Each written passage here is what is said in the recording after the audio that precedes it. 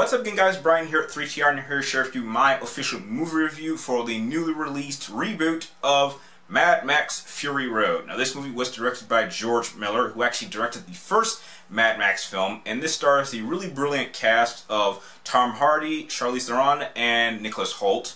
And the premise of this movie pretty much takes place in a post-apocalyptic setting in which we start off with the character of Max, and when he gets captured by this group of wild boys, he's taken to their headquarters, and he's just kind of tied up and left there just to rot.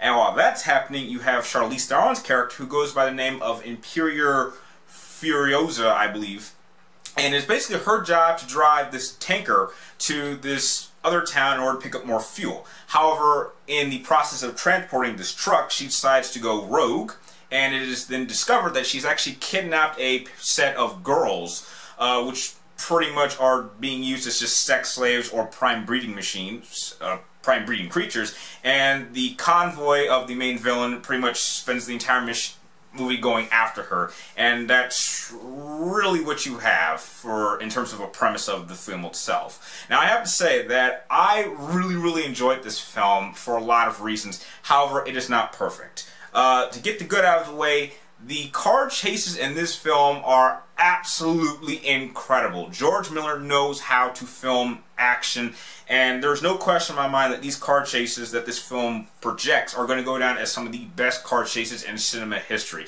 Just everything about them is just truly astonishing. The overall production value, the car designs, the choreography, how everything is practical, which I was surprised about because I believe there's only maybe one scene, maybe two, that actually used CGI, which I felt was a good use of it. Just a lot of thought really went into how these chases were going to be projected and how they were going to be staged, because in a whole, these chases themselves do feel like characters by themselves, which I thought was truly remarkable, which I haven't seen something like this done to this extent probably since maybe the first Raid movie. It is a very fast-paced movie, and you don't really get much story, but for a movie like this, you really don't need that.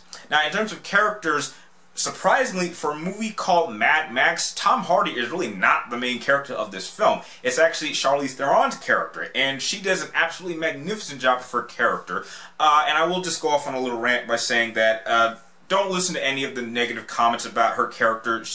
This is not an anti-man movie. This is not supposed to be some type of propaganda movie to, you know, women empowerment. It's nothing like that, because she does play as a strong woman, but a very vulnerable woman at the same time, because she acknowledges that what she's doing is very dangerous. It could get them killed, and you know, there's a chance that she might not make it through this journey, but she's willing to put her life at risk to save these girls. And I think that that is a very admirable trait to add to a character. There are a number of other side characters that are throughout the film.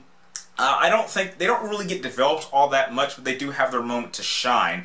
And I was actually a bit surprised to hear that the main villain of this film was actually the same guy who was the main villain of the first film, original Mad Max film, which I thought was a really cool nod to the original film.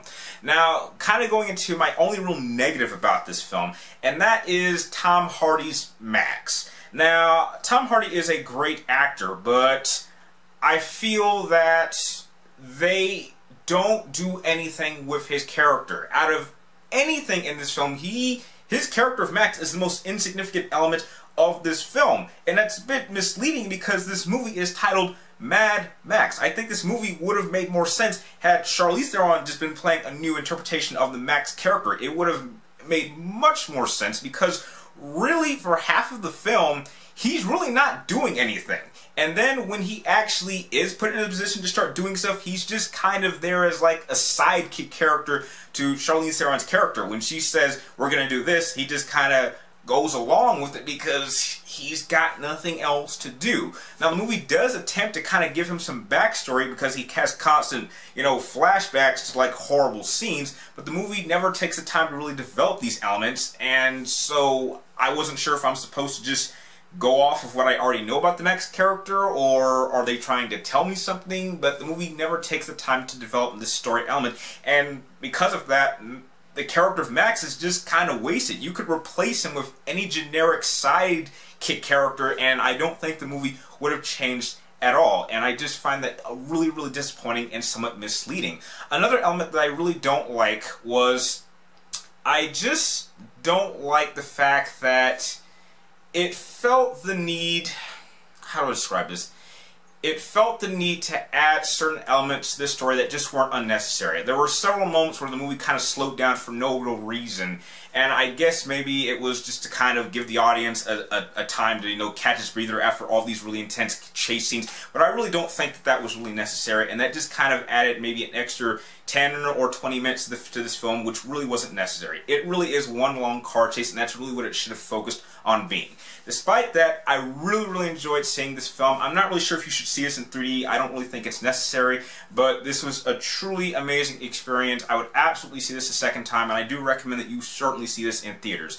If I had to give this movie a rating, I'm going to give it a very, very high B+. Has its errors with me, really misleading with the Mad Max character, but everything else is truly fantastic, and you should certainly see it, and I guarantee you will have a good time seeing this film. If you liked my movie review, feel free to like, comment down below, and please subscribe to track me in my future movie and video reviews. And like always, thank you guys for watching, you're awesome, and I will see you next time.